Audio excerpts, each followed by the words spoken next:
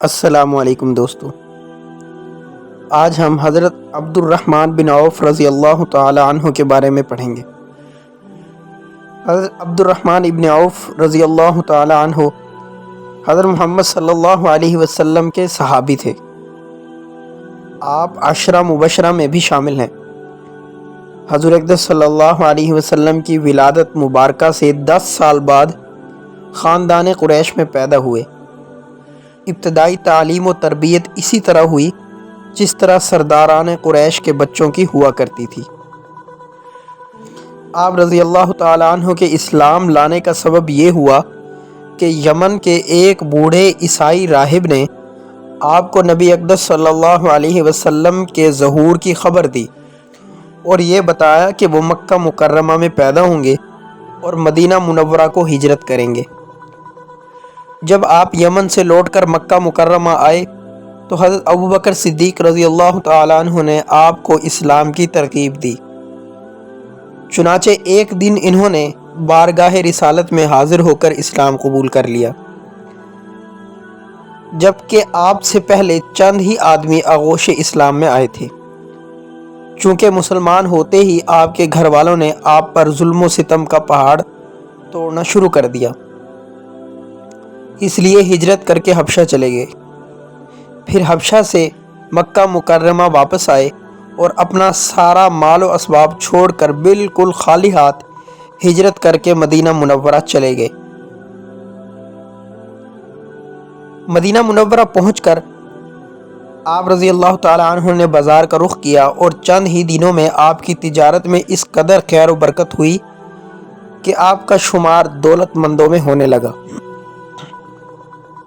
حضرت عبد الرحمن ابن عوف رضی اللہ تعالی عنہ نے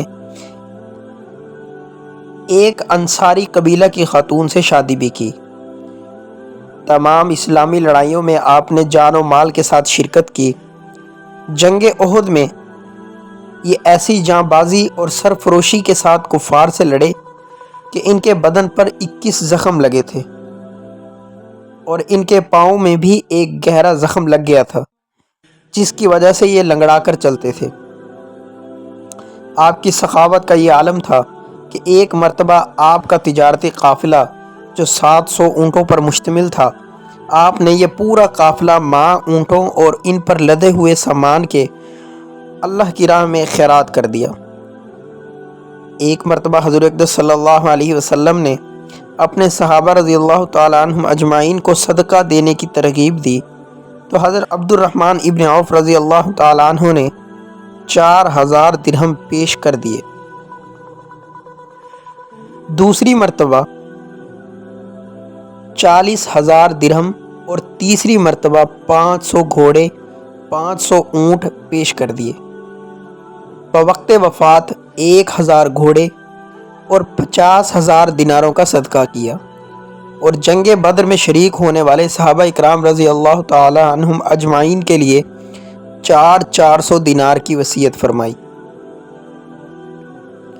ام المومنین ام عائشہ رضی اللہ تعالی عنہ اور دوسری ازواج مطہرات کے لیے ایک باغ کی وصیت کی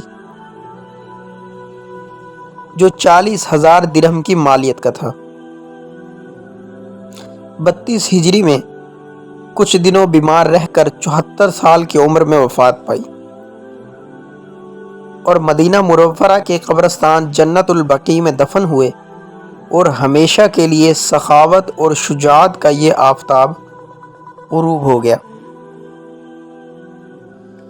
حضرت عبد الرحمن ابن عوف کے بارے میں ہم نے پڑھا، جو کہ ایک عظیم صحابی رسول ہونے کے ساتھ ساتھ ایک بہت بڑے اور عظیم تاجر تھے۔ آپ نے تجارت میں اپنا لوہا منوایا اور تجارت کو بلندیوں کی انتہا تک پہنچایا۔ جب آپ مکہ مکرمہ سے گئے تو بالکل خالی ہاتھ تھے، لیکن مدینہ منورہ میں جا کر آپ نے جب تجارت شروع کی تو اللہ پاک نے اس میں خیر و برکت ڈال دی۔ تو آپ کو حضرت عبد الرحمن ابن عوف کے بارے میں آج کا یہ ہمارا ٹاپک کیسا لگا، اس کے بارے میں پلیز کمنٹ باکس میں اپنی رائے کا اظہار کریں۔ والسلام۔